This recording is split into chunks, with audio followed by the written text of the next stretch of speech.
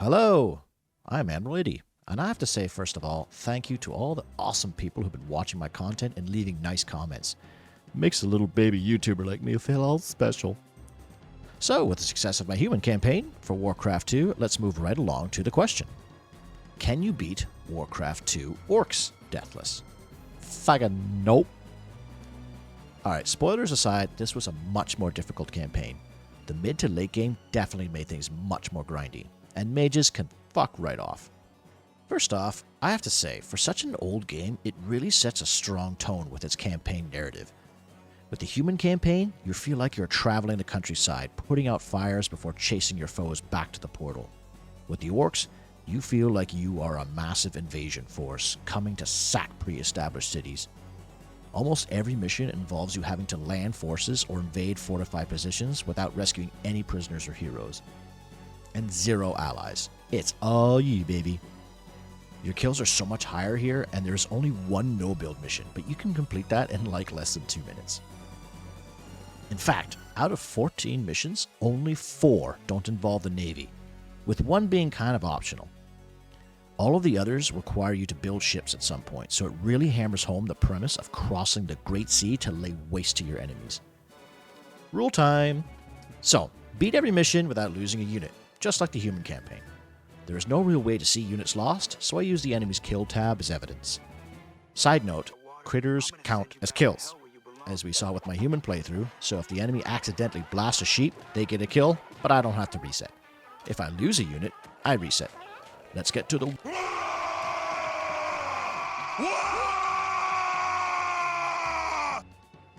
Level 1, Zul'Dare. These first 5 missions are exact parallels to the human campaign, so I can skip a lot of the bullshit. You literally play as the opposing side to their missions, which is pretty neat. This mission, build 4 farms and a barracks. Grunts are identical to footmen in every way, and peons are just as adorable as peasants. Level 2, Raided Hillsbrad. Rescue Zul'Jin and his trolls and bring him to the Circle of Power. Zul'Jin is a neat hero that is never seen again in Warcraft 2. He is only one of 2 heroes you control in this campaign. Move your starting force to the prison, free the trolls, and send them home. Level 3, South Shore. Deja Vu. Building 4 oil platforms takes a little longer with the humans having more ships than I thought, so use the destroyers you get to clear out some of the oil patches. Easy peasy. Level 4, Assault on Hillsbrad. First base-on-base action here, just as it was with the humans, but you are on the opposite side. Build some transports and ferry your starting force onto the enemy island and start colonizing. Once your guard towers and barracks are built, just crawl your way through the enemy. Don't even bother building shit on your own island, just some farms and get your economy up. Level 5, Tol Barad.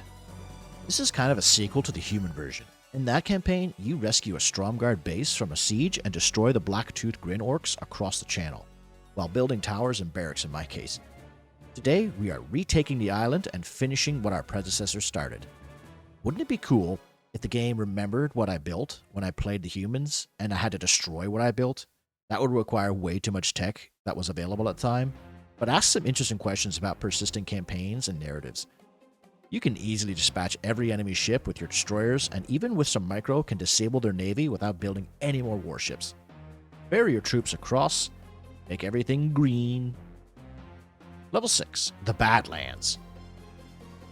You can tell the devs wanted this to be a cool, like convoy type no-build mission, sieging walls and clearing out patrols to get your hero Cho'Gall to safety.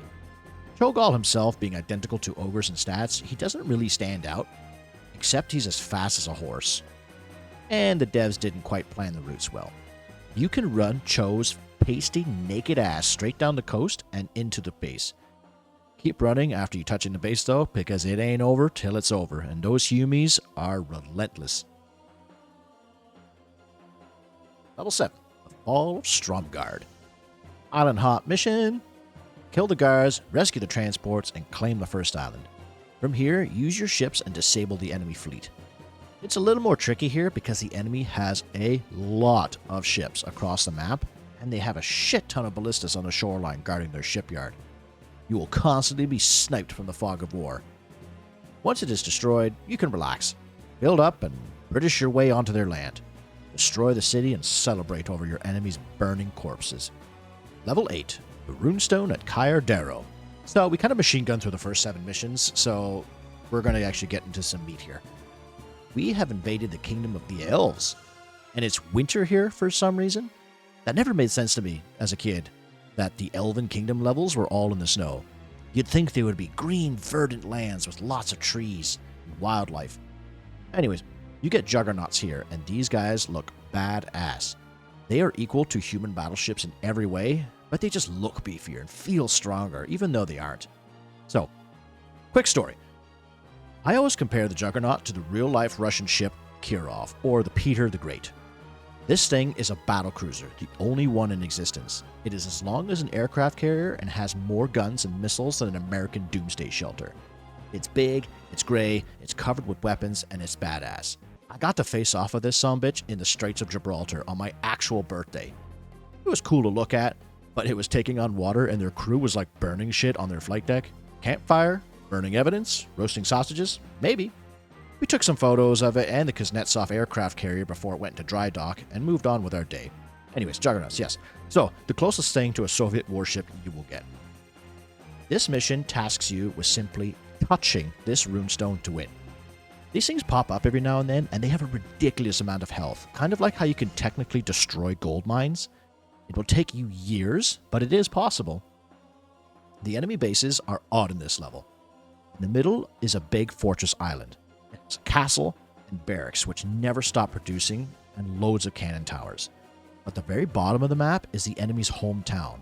Strangely though, it has 0 production, structures, or defenses.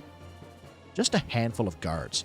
If you really wanted to, you could bypass the fort and go to their home and burn it to the ground.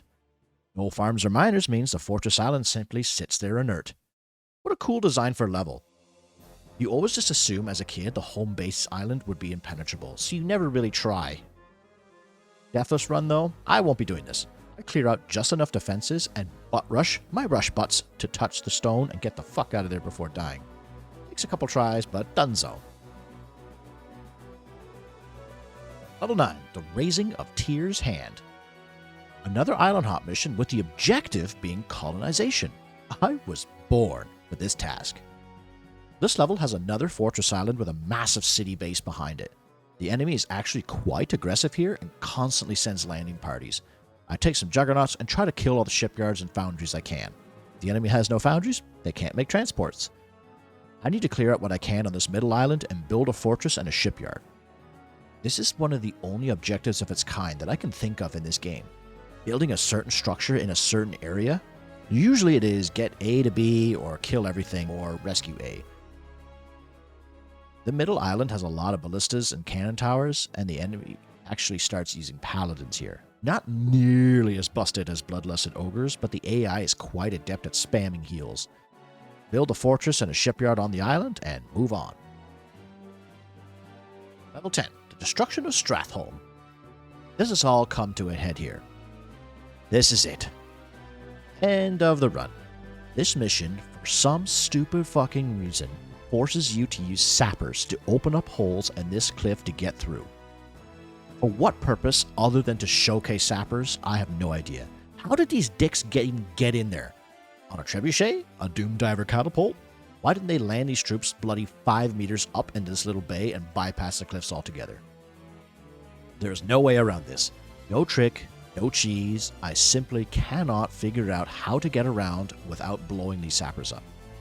Not even just one sapper, but friggin' 2 sappers are mandatory to progress. So, no. You cannot beat this campaign without losing a unit. But I will soldier on. I will do my duty to the people of the world. Alright, so before I go any farther, I have to be honest with you. Something I need to get off my chest. I'm kind of retarded. Yep. It's true. I know it's hard to believe, but I am. Anyways, the source record I used for my OBS broke again during these 3 levels, so you'll have to put up with my adorable, lovable misfit face. So let's rephrase. Can you beat Warcraft 2 Orcs without intentionally losing a unit? Maybe. So, ruin the run by blowing up these goblin shits and set up a post here. A way to cheese the enemy is to bring your catapults up to the top here. You can actually range in on the enemy town. Start shooting his stables, and he will continuously send peasants to repair, wasting precious resources and tying up their attention. They still send a strange amount of ballista to attack you, but build up, expand, get Ogre Mage Eye. You can finally bloodlust the enemy. Clear out the towers, put your micro skills to the limit, and start blasting. Bap, bap.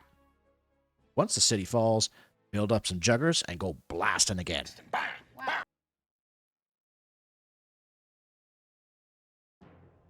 Level 11. The dead rise as Quel'Thalas falls. That's a pretty poetic title. The capital city of Silvermoon. See, Arthas? The Orcs were here first. Fend off the initial attack and build up. This mission has a shitload of elven archers all over the place. As is fitting, you are in the elven homeland after all, so watch your zeppelins. They're easily sniped out of the sky. Here's the main gate to the enemy base, but it's highly guarded and has loads of towers. So we are going into the back door. Insert anal euphemism here. The only problem here is mages. Death Knights were annoying as fuck with insta-kill powers, but mages have polymorph. I got asked by my viewers what this counts as, and I'd say it's a death. I mean, you lose a unit, it may be a sheep or a seal, but you lose control of it, and in the DOS version, it makes a death sound. So I will count it as a death. The problem here is, it's unblockable, and has no real counter save for killing the mage. This is where I love Challenger. I decided to dig deep and use a tactic I never use. The Ogre Mage has 3 spells. The Eye of Kilrog, a useless eye scout that dies after a few seconds, Bloodlust, which we've discussed before, and a 3rd spell, called Runes. Runes are essentially a series of landmines that do 50 damage each in a crucifix shape to enemies that cross them.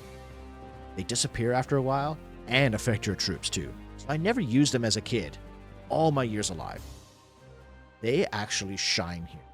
After beating my head against a wall trying to sneak in towers or peons, the backdoor entrance is quite narrow. While building towers, it aggroes the enemy mages. If I place some preemptive runes, I can potentially cat and mouse every enemy guard and mage and just watch them run over. And one time accidentally running my own Nikki boy to over them too. Once the mages are down, finish off the knife ears and claim another land for the WAAAGH. Level 12. Tomb of Sargeras, or Sargeras, as it's pronounced in the briefing. This is a really cool level lore-wise. In Warcraft 3 and the Frozen Throne, you actually visit this exact same level. It looks a lot more tropical in that game, but you even see the undead remains of the 2 clans you fight here, Twilight's Hammer and Stormreaver. You even find a survivor of the level and learn the fate of Gul'dan. Just a really cool callback. I love it when Blizzard references Warcraft 1 and 2. They don't nearly get as much attention as they deserve. So back to the level. It's a mirror match. Every campaign in both Warcraft 1 and 2 has a mirror match level. And it's a level I was worried about. This is an island hop level. It's expected for you to clear out these settlements on these islands and set up bases of your own. The enemy navy is super aggressive here and constantly attacks your oil platforms and transports with submarines. I assumed it would be impossible to safeguard your backline while building up. So, what do? I'm British. The enemy seems to have one weak spot. Right in the anus of this island, the enemy has both their town halls and economies. If I can sneak a finger up there, I can hit that G-spot and cripple them both. Our enemy was thrusting deeply into the motherland's tender nether regions. I make my move. A sub and some other ships get in the way, but I fucking finger that ass good and land some catapults. Blow up these cannon towers and get to work on the halls. When the peons and halls are dead, I build up my own base, being careful not to piss off the various Death Knights and demons. Gul'dan is a Death Knight, but his AI doesn't seem to behave as such. I don't think he ever casts a spell and won't bother us. Start clearing out the enemies from within. Until I am missing a ship. I don't know where, I don't know when, but fuck me. Checking randomly, I see I am missing a destroyer. And, of course, I didn't save. In the quiet words of the Virgin Mary, come again. So, let's start from the beginning. In the words of Batiatus, You kiss my cheek only to finger my ass. Get up in the poop chute again and repeat. The Twilight's Hammer are the culprits here, and beeline ships to my colony as soon as they spawn. By paying more attention and sniping production, I can safely dispatch the remaining fortress. Everything is dead, I think. First time I tried this strategy, and it worked a charm. That's what I love about strategy games. Moving on to Nazi Island. Siege of Dalaran. Home stretch, folks. We need to siege the violet city of Dalaran. Before it was a floating city, Warcraft really went off the rails in the high fantasy department. We get dragons here, and they are actually kind of useful as opposed to griffins in the Orcs because of haste and bloodlust combo. We need to build from scratch and slowly pick away at the massive iron cross-shaped city. I decided to try a different tactic and go for a rush, building towers to creep into the enemy base. This ended up taking longer than if I had just built a navy or ogre magi, but I'm in this deep. Being the Violet City, there are a lot of violet mages. And man, they are relentless with Blizzard and Polymorph. It almost makes making a ground army kind of useless at first, so I am forced to go tower and air. The AI spellcasters don't utilize their spells well against air, especially human mages. Slowly pick apart the enemy with catapults and towers, but also be careful of paladins. Just as they are relentless with Polymorph, they also have a massive boner for exorcism and can nuke your Death Knights. The enemy uses griffins a lot here, so bring them down and clean up the remaining submarines in the harbor. It is a cool feature that you can attack this base from either land, sea, or air and get enough damage to justify using all of them. Love it. Level 14, the Fall of Lordaeron, the final mission. Here we are, after hours and hours of toiling. Siege of the enemy capital. But it doesn't really feel like a capital. There are no walls, not many towers, no trees. It's kind of empty with random cliffs. The cool Tyran Navy is here. It's its own player, and it literally does nothing. Lordaeron uses its own navy instead. It just seems like a kind of a rush slapped together mission. There's also a random Azeroth camp on this island for some reason. Anyways, you start with 2 island bases, so economy should be no issue. The only issue is the relentless attack waves. The enemy almost has a constant rotation of drops that attack your base. Their timing overlaps at one point, and I legit just flat out lose the base. I reset and get the towers up ASAP. I forgo a navy for a bit, because once you build on water, it aggroes the entire enemy subfleet right away, so your tower should clear them out when you're ready. Once you're built up enough, I utilize the hasted blood dragons and snipe key structures like their griffin aviary and their mage tower. Then it's just a simple cleanup operation. Land a force, build, and bloodlust the rest of the pathetic humies in the name of the Horde. So, at the end of the day, no. Disappointingly enough, you cannot beat Warcraft 2 without losing a single unit. Such a shame that it's unavoidable and is out of my control. Like, it has nothing to do with my skill or my tactics or lack thereof. It's simply the game forces you to lose a unit. So yes, you can beat Warcraft 2 Orcs without losing a unit unintentionally, but technically, it's impossible. Thanks again to everyone who watches, likes, and comments. It is legit, awesome to see. I understand the dopamine effect now for all those likes and comments, and it's like crack. I was refreshing and looking at the views every 4 hours. I am still streaming and attempting a Kingdom Under Fire Deathless run, which is way harder than I was expected, but it's good fun. So stay tuned for that video when I finally get off my lazy ass and make them. Feel free to hang out with me on most Fridays, 6 p.m. Eastern Standard Time. Yeah, see you all there. Thanks again.